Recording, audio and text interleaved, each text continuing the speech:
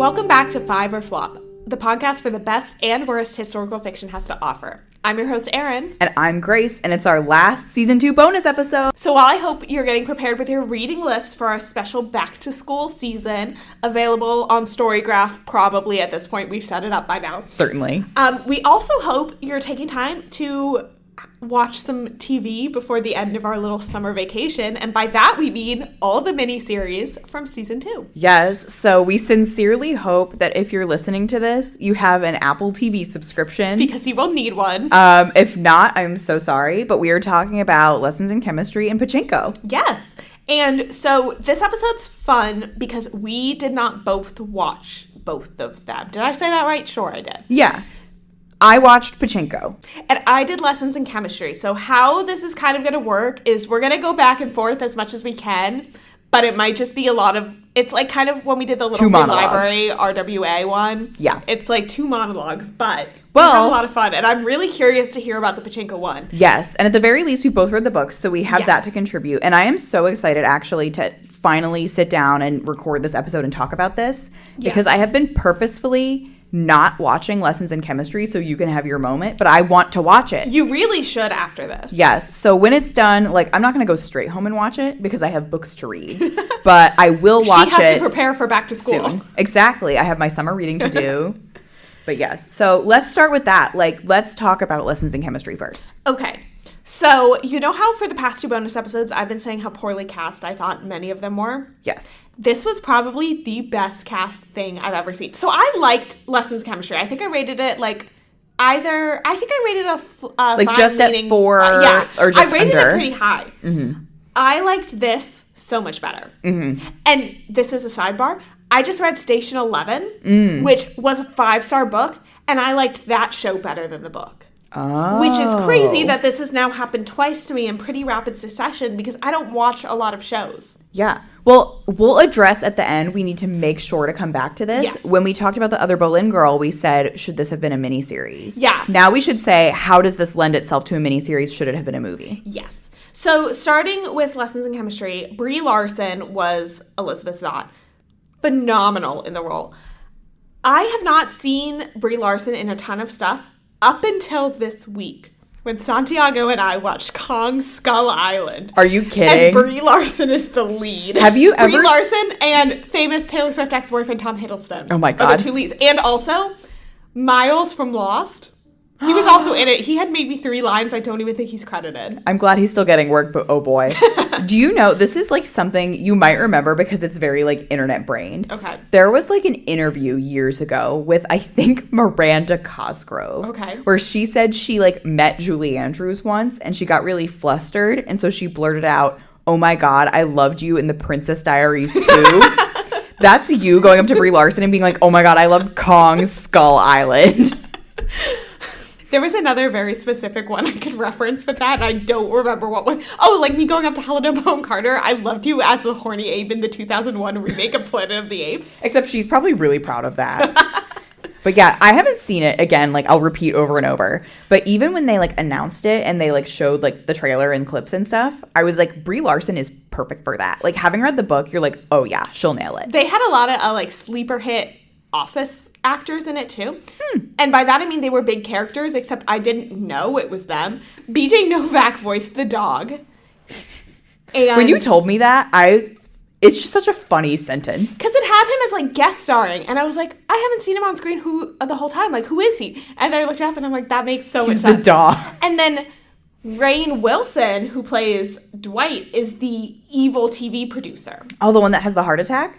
Yeah, and he was so good, and like the entire time I was texting you, I'm like, I don't know who plays him, but like they're so good at this, and then I'm like, it's fucking Rainn Wilson. I think that man disappears into a role. Like he really commits to that. He got into it, yeah. I loved it. So I have to talk about the theme song, and then I think you should jump to the Pachinko theme song. Oh yeah, I have a lot to say about the Pachinko theme song. I loved it. It was like this jazzy 60s song, and it was like all these pencil animations, like doing chemistry stuff and like cooking. It was really great. And then the one other thing I will say before we jump to the Pachinko opening is that they have like this filter on it that is like the 1960s filter. So like if something's set in like the 50s, 60s, Like, you'll know it when you watch it. Like, a little bit grainy, maybe? It's like how in the mid-early 2000s, like, you would know things were set in Mexico if it was yellow. Yeah, it's like that. Okay. Except less problematic. Yeah. Okay, Pachinko theme song. So, I was surprised, frankly, that Pachinko even had, like, a theme song. Or I'm not even going to say a theme song, because I don't really have a problem with the song. It's just, like, the introduction. I sent Aaron a video of it, because I was like, you have to watch this. But they have, like, obviously Pachinko, like, is generational. It takes place over a large span of time. So they have a lot of actors, and they have like, actors, like, multiple actors playing the same character. Like, Sunya has 3. I think there are a couple other people that have 2, etc. But it's set in a Pachinko parlor, which is, like, very lit up, like, very neon, like, bright colors, like, very Vegas. It was a great setting. It was beautiful. And they have a song playing that's, like, relatively jazzy, like, relatively upbeat. And all of the actors are dancing together. It's so funny. Yeah. Like, it just, the tone of without knowing anything about the show, just the tone of the book. Yeah. Insane. It was very, like, it was a great intro in isolation. And it also was funny because I watched it every time. Like, I didn't skip it. I was just like, because this is fun.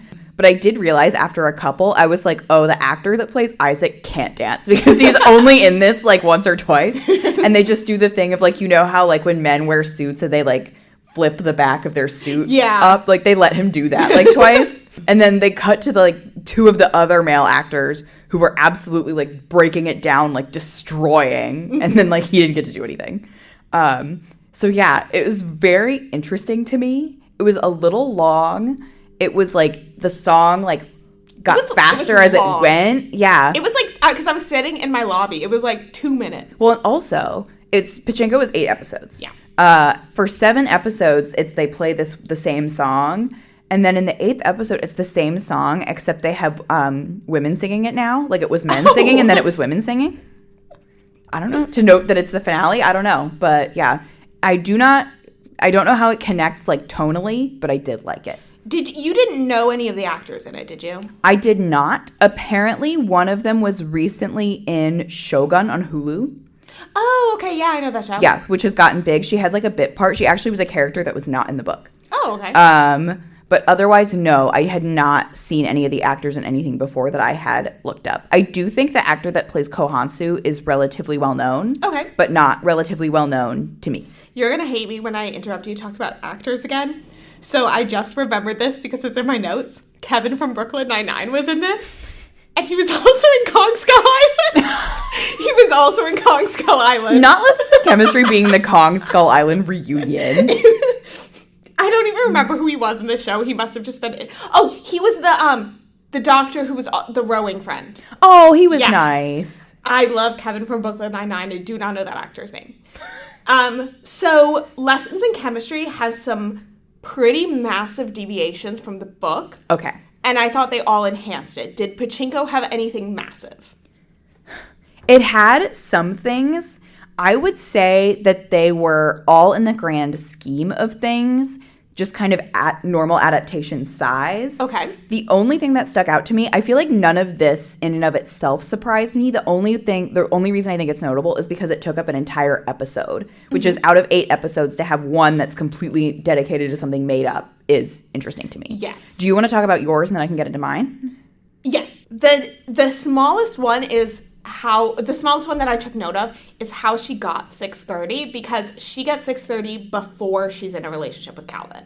Oh, so he's her dog, not their dog. Yes, and she names him 630 because that's the time he wakes her up at every morning. Not that she misheard and they had that whole miscommunication in the book and she's like, oh, it's 630, which is why they named the dog. Okay. No. That could work. I feel like that scene that played really well in the book where they get the dog, I feel like you could try and stage that and realize it just isn't coming across well. Yeah, no, I liked it. I liked that it was kind of her dog, especially because when the dog's narrating, it's a lot less depressing because the dog still, like, blames himself for Calvin dying. But he doesn't like him as much? Calvin dying so abrupt in the show. I mean, it was abrupt in the book. But, no, so I've already stated my woes about 630 being a golden doodle. But even more than that dog not existing, it's the fact that 630's backstory of being like a bomb-sniffing dog is still true. Why would you have a golden doodle be a like those dogs? Because they're skilled and loyal. They're notoriously stupid. Like, that is famously about doodles. Like, they're dumb dogs. Well, maybe it's like how you, when you watch, like, war movies, the, like, generals, like, the people that are in charge, like, they want their foot soldiers to be stupid. Like, they're like, your job isn't to think. Your job is to, like, walk and shoot. Oh, my God. Like in Water for Elephants. Exactly. The guy that pushes your job is not to think. It's to sniff the bombs. I still maintain that 630 should have been a giant schnauzer, perhaps named Flynn, but that's okay. Anyways, so I think the biggest I think the biggest change we both knew about going in, because I think we talked about in the episode, was Harriet. So they made Harriet black in the show. They also made her in a stable, loving relationship. She does not get divorced. Good for her, queen. But I loved it. So the whole, like, what's starting out with her is that she's advocating on behalf of their neighborhood. So she's Harriet's neighbor. He lives in a black neighborhood that they're trying to take away all the houses and put a highway through. Okay. So she's advocating against that. She had been in law school and then stopped because her husband was in med school and they had kids, and he was an army doctor, and he comes back. They have a great relationship. It's like a little strained when she's like, I want to go back to school. But she eventually does. She goes to law school. Go queen. They're involved with, like, civil rights marches. I really liked it because it made Harriet her own character. Yes. So I think it actually added a lot to the story. Well, and also we were talking about with the book, we're like, this is great. It's layer one feminism. Yes. You're adding a little bit of intersectionality to it. Yeah. And that's enhancing a bit of the message that the book was trying to give. Yes, completely. Oh, the other change that goes along with that is that the reverend that Calvin was pen pals with is a reverend at her church. So that's why at Harriet's church. Yes. So that's why he comes back. So he's a lot more involved in that way. And again, adding in the intersectionality there as well. But I like that layer. I like that it's not like... So how Mad meets him is that Harriet's oldest daughter was babysitting her and is like, come on, I have to go to choir practice. So that's how she met him. So I think that was a lot better. Me too, because in the book we didn't really examine this because frankly I don't think it was like a problem, but she did meet him just like by chance. Yes. Like they were both at the library. It made a lot more sense in the show. Okay. So on a smaller side note off of that, because Harriet is in this happy relationship, she does not marry Walter. Fran and Walter get together. And it's really cute. Remind me who that is. The secretary. Aww. Who, like, becomes a redemption. Good guy. So Elizabeth hires her on to the show to be, like, her chief of staff. In a girl boss solidarity move. Yes, and I really loved it. Eventually, they had Tampax sponsoring the show, and I really liked that. That is nice. And then the final biggest change is the end. She does not go back to be in a lab. She stops the show to become a professor, and she teaches Intro to Chemistry. And that's so full circle. The ending felt a lot more real because it wasn't the whole like, oh, his mother's so relevant and comes to be a part of their lives. And Elizabeth's kind of like, well, we'll have to see. Like, I don't want to introduce you into Mad's life, like all of this, but eventually comes to be part of it. And it's a lot more realistic because that was my problem with the book. I'm like, it's tied up the too money nicely. element. She's just throwing the money. And I'm like, no, this feels so much real. So she's going back to get her PhD and she's teaching courses. She's teaching Intro to Chemistry. Oh. So every change they made, the 631 was neutral to me. Every big change they made, I thought bettered the story. Okay. When she's teaching intro to Chemistry at the end, do you see that there are girls in the class? I believe so, yes. I think I would have noted if not, so I think so. Okay. But I loved it. All right. Well, here's something it's a little more difficult to address with Pachinko. Okay. Because this season 1 did not cover the whole book. Which is crazy because we thought it was a mini-series. Yeah, well, it is mini, I guess, in the way that... The whole time Grace was texting, like, I don't think they're going to do it. Like, I don't think they're going to finish. No. Well, like, the whole reason... So when Pachinko came out, I was aware of it, that, like, there was a show. Yeah. And I didn't watch it, even though I love the book. Like, all of this is occurring pre-pod days. Mm-hmm. But I was like... The dark days. I just, like, didn't watch it. And, like, it was on Apple TV. So I was like, whatever. And then, like, a month or two ago... My mother, of all people, who also has read the book, is like, Grace, they're doing a season 2 of Pachinko. And we're like, what is it going to be about? Because we speculated. We were like, maybe it's a new... Yeah. So having watched it, if they kept going at the pace they were going, to do the whole book, I think they would need 3 seasons. Yeah. Because, like, Noah... Sunya's son who killed himself. Yes. You do not even know that he exists until episode 5 or 6. Oh, wow. Yeah. So they actually do it in, I think, a great setup. Okay. Which is they flash back and forth between the time periods. I like that. It goes a long way to heighten some of the mystery and keep you like on your toes. And also it makes Solomon seem more relevant because he has like more to do. Okay, yeah. And the actress from before who was in Shogun, she is like one of Solomon's coworkers at like the bank in Japan. Okay. So they don't get that far forward. Noah features in the final episode as like a 7-year-old. Okay. Oh, wow. But that's like you don't see him as an adult. You see his younger brother, the one that runs the pachinko parlors, as an adult. And he mentions like one time, like, I don't want what happened to Noah to happen to my son. So it's hinted at. Yeah. Yeah. Barely. But like you still don't really know. Like Sunya does have one moment where she's like, I don't want to fail my grandson the way that I failed my son. Like she takes that. And you, as the viewer who like hasn't read the book, you're like, oh, what does she mean? Like, and you don't know. You don't really know. So I like the timeline. The pace seems good to me. It doesn't seem too slow just because there is a lot of book to cover. I think jumping back and forth really helps with that. Yeah, it absolutely does. The thing that I was saying before, the biggest change was episode 7, the episode second from the end, is entirely dedicated to the backstory of Kohansu. Okay. You examine him a lot more as a character. I think kind of twofold. Like I said, I think that actor, I think, is the most famous of the actors. They added that, yeah. But also, I think they wanted to add in a major historical event to his backstory. Okay, which was? Well, they have like all of this stuff in the episode, which is like fairly minor. He was raised without a ton of money by a single father. And he's working for a rich American family. And he's very smart. And perfect place for Hugh Jackman to make an appearance. Oh my God.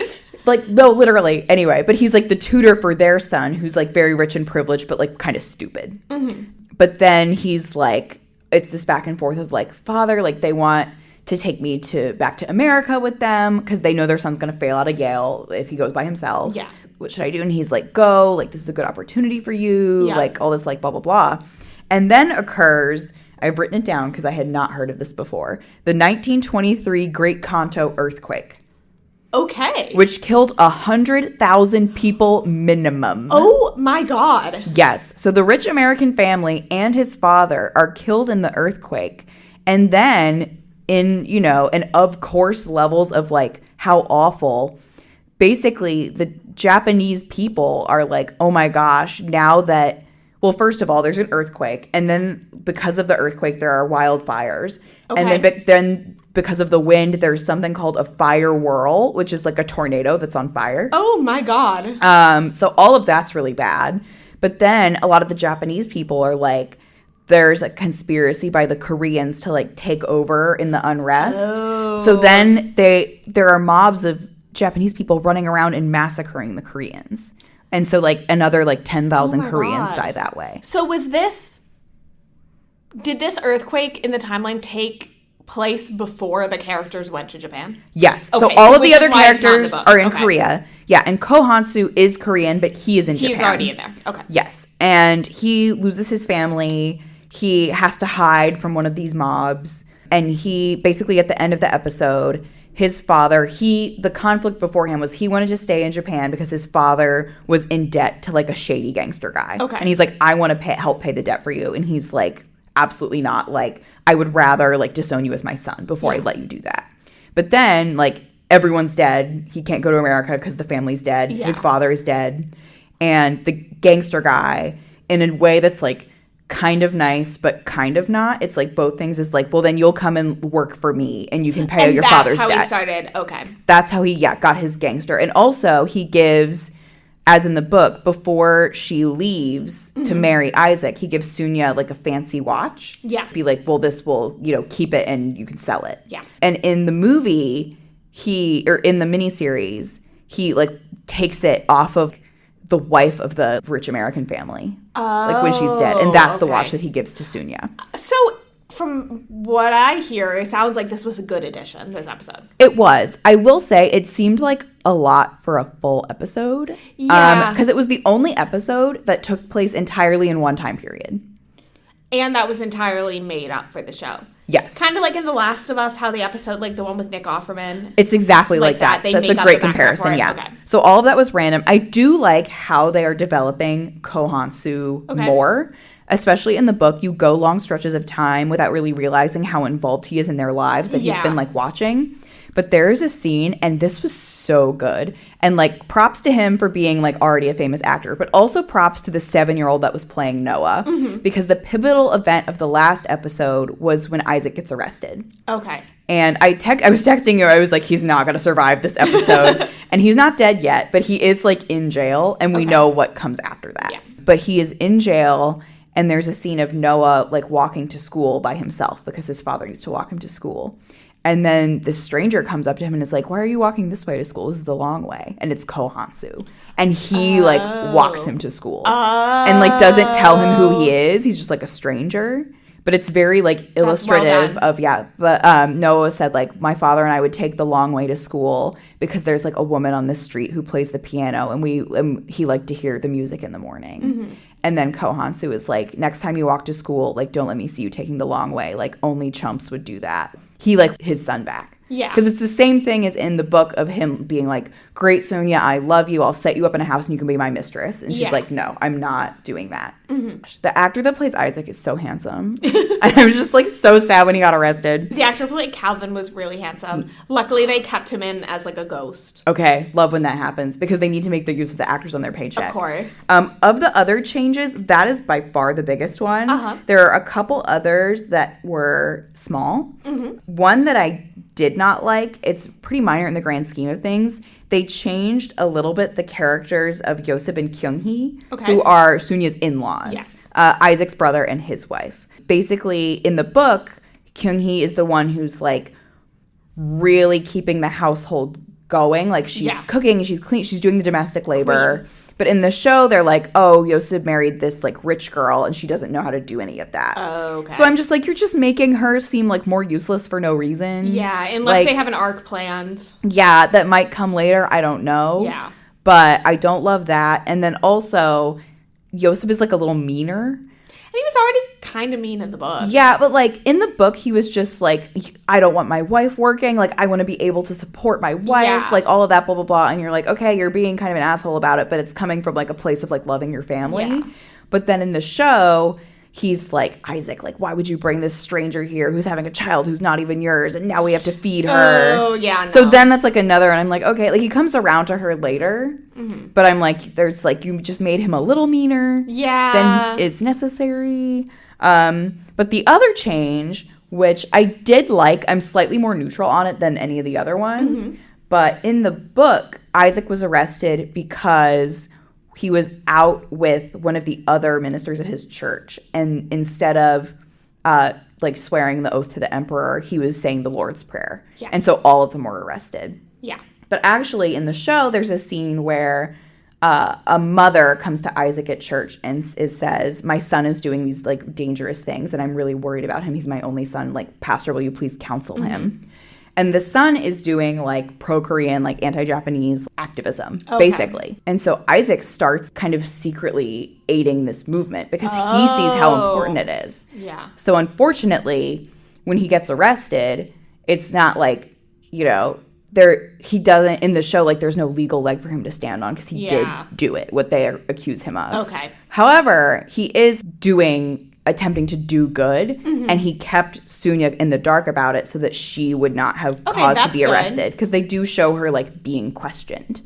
And they say, like, oh, have you ever read these, like, you know, dissident, like, materials, blah, blah, blah. And she has to tell them, like, well, I can't read. Like, I don't know how. So that was a very interesting change that gave him, like, a teeny bit more agency and complexity, whereas in the book he was pretty saint-like. He obviously still is, but, you know, they do show them being a happy family for, like, a little bit, but good. You're like, it's the opening scene at the last episode, and you're like, okay, like, it's TikTok for you. It's like when they show the dead wife on the video camera. It's exactly like that. And it was like the opening scene, it wasn't even just like a normal, it's like him walking Noah home from school, and it's like, we have to hurry, it's your brother's first birthday, and you're like, oh no. Yeah, you know it's coming. Bad things coming for you.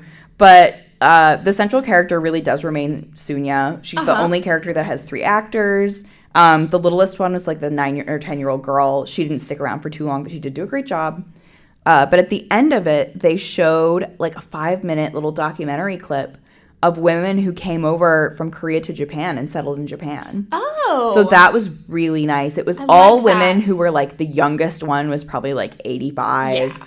Like just telling like little tidbits, showing some photographs. And it was really nice to be like, they know what they're making the show for.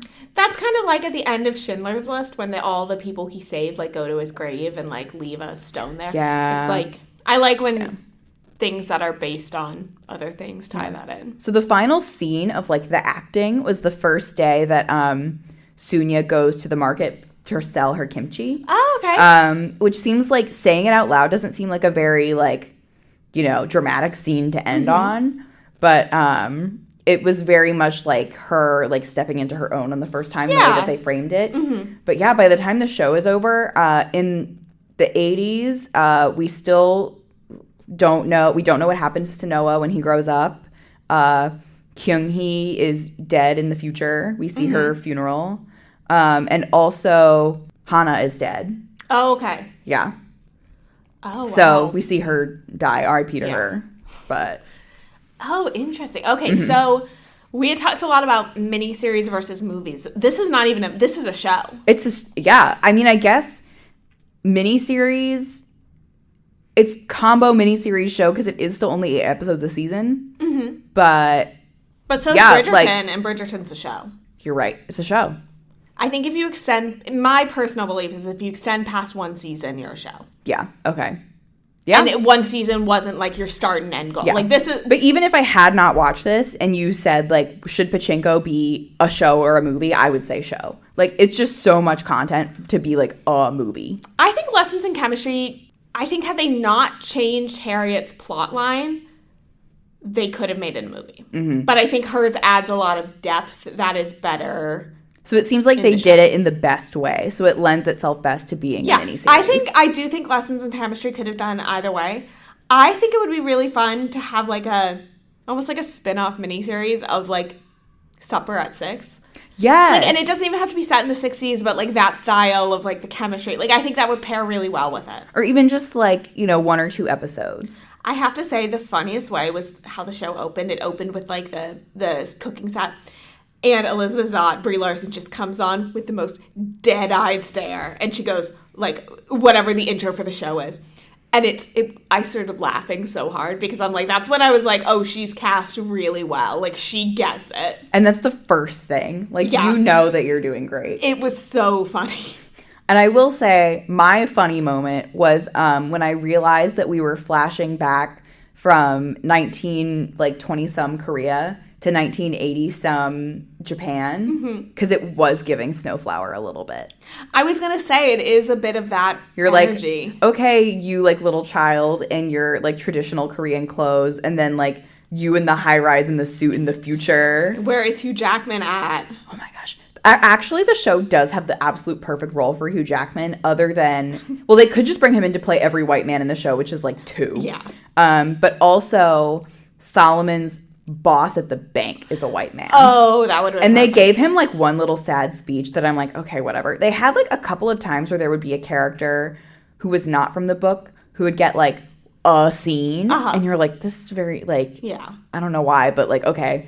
But he got like a sad little speech about why he works at this like 2nd-tier bank in Japan instead of at like, I don't know, like Bear Stearns or whatever. And you're like, okay, whatever, white man, like we don't care about you. I think Hugh Jackman could have had a really great cameo as the main judge at all the hearings Harriet was going to. I think that could have been a really great, because I don't think he should have been like everyone else was like a pretty recurring role. I think that would have been a nice cameo.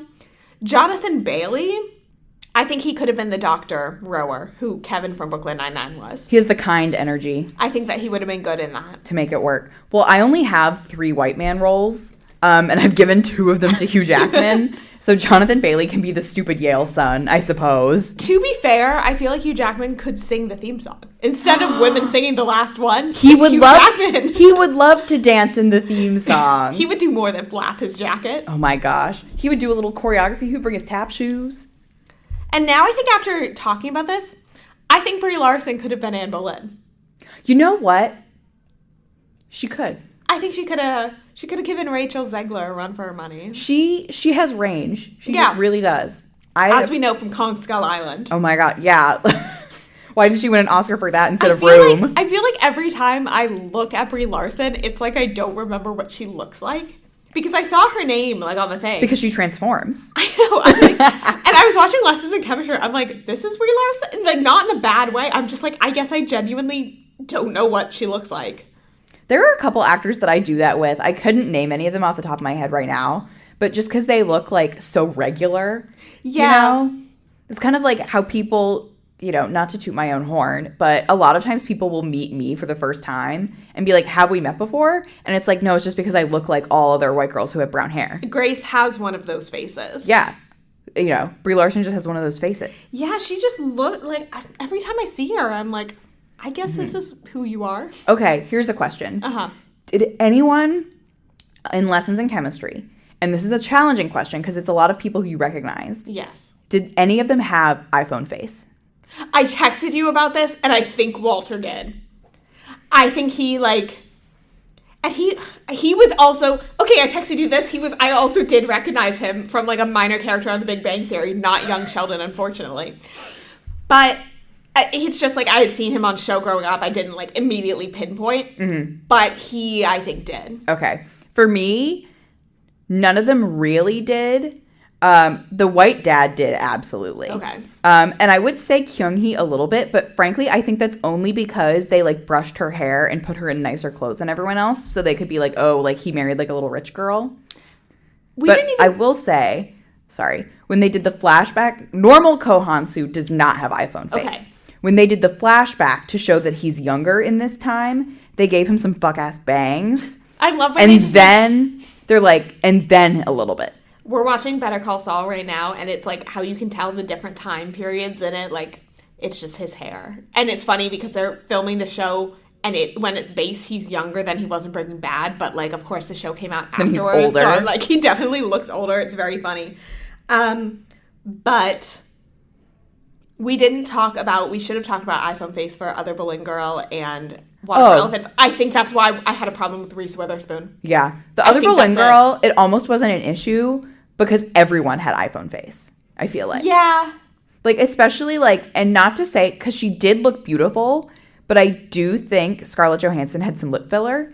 And, like, you know when you have lip filler, you can tell. Like when Colin got a lip flip. Oh, my God. Exactly like that. And so she did look lovely. But, like, you know that they didn't have lip filler in Tudor times. I'm fine with iPhone face and Bridgerton. I think that's fine. Because because they're not trying to, like, yeah, they immerse have you. sex to Pitbull. Like, it's fine. You know it's the future. But, yeah, I would rate the show a 5 for sure. I think I would give Pachinko a 5, too. I don't think it was better than the book. Mm-hmm. But it's also hard to say because they haven't finished it. Yeah, so you still... I got more work to do. I hope it doesn't fall off. Like, I hope it gets better. I know. Well, apparently now they're going to continue writing in that one girl who was in Shogun because she did a great job. And she's famous now. Yeah, I know. And I haven't watched, like, the trailer or anything, but I did see, like, when I clicked out of the final episode, you know how they have, like, an image that's, like, a screen cap, but it was from season 2, and it was, like, coming soon, like, Pachinko season 2. And it was all of them in different clothes standing in a field. And I was like, that is definitely when, like, they all get sent out of town. Yeah. And then the brother gets sent to Nagasaki. Yeah. You know it's coming. It's coming. And also, Isaac's not dead yet, so that's going to happen pretty soon. Yeah, that's going to be, like, right at the start. Yeah. So, we'll see. I don't really know what's going to happen to Solomon, though, in the future. There's no way they're going to drop him because there's been a lot of him. Yeah. And Hannah's dead, so I don't know what he's going to do. He might, like, start making shit up. Maybe he goes on, like, 23andMe and tracks his family. I know. Well, at the end, they left it. He got fired from the bank, and he's like, I want to go into Pachinko. And his dad is like, are you fucking kidding me? Like, after all I did to have you not do that? So I think he's going to meet up with, like, a shady gangster guy and do Pachinko. I think the thing we hated about both of these shows the most was that they were on Apple TV. Yes. The user interface, horrible. It could be worse. I don't know. I don't have a lot of great things to say about Apple TV. No, I had to do a free trial for it. But what I've been seeing about Apple TV a lot on Twitter is that they have really, really great shows and they don't promote them at all. And I feel like these are two examples. Well, that's the thing. I feel like shows get hidden on Apple TV. Yeah. I don't think they thrive there. No, I don't think so. Yeah. Well, I'm currently in my angry era because Amazon Prime just canceled My Lady Jane, and I was obsessed with that show. But now you can go watch The Underground Railroad on Amazon Prime. As if I'm mad at them. Oh my God. I'm just gonna have to go watch Lessons in Chemistry and Pachinko season 2. You should. Would highly recommend. All right. Before we leave off, including anything from the season that was made into a movie, is there anything else that we think would lend itself to a miniseries?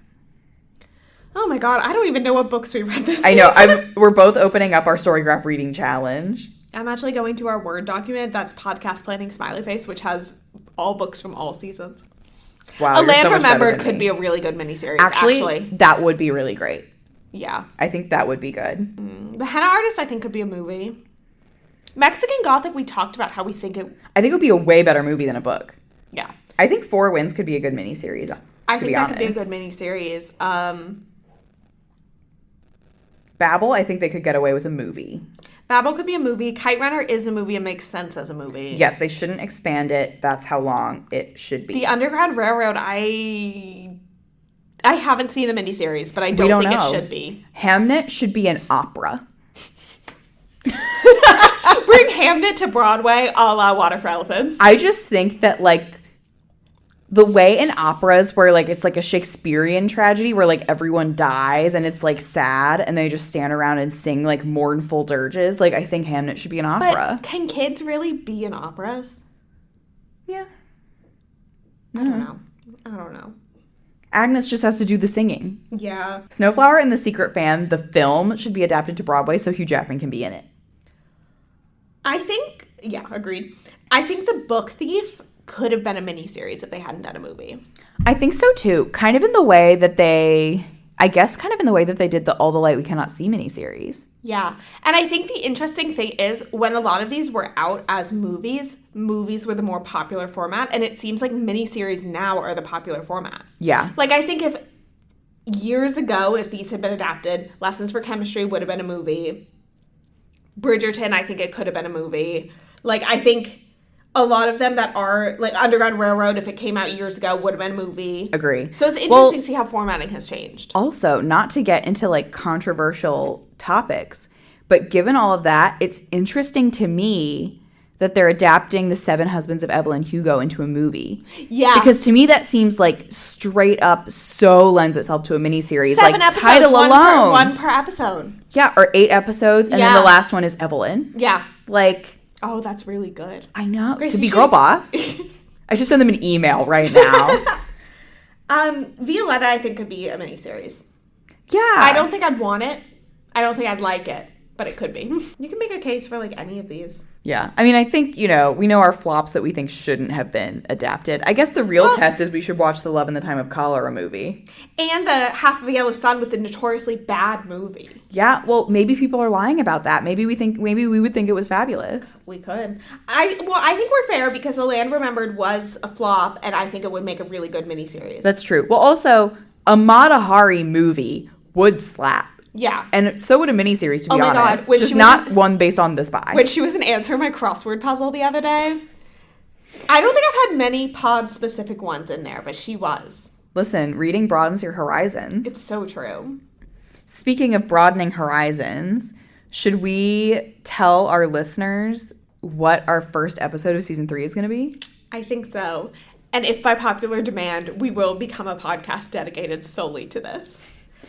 There's no way we can do a season on children's historical fiction and not do American Girl. And this was actually so fun because everything about me seems like I've read all these books all the time. I've never read an American Girl doll book before. And even crazier, I obviously did read the American Girl doll books. However, I did not read the girl that we're going to be covering. And who is that superstar? Miss Josefina. I am really excited because I binged them all in a day because they're very, very short. Obviously, because they're for children. I have a lot of really great thoughts on them. All right. To share. And I think they cover some really hard topics really well. If you were a fan of American Girl or of Josefina, or you just think it will be interesting to hear our thoughts, We cannot wait to see you in 3 weeks. All right. And until then, happy reading. Happy watching and happy back to school.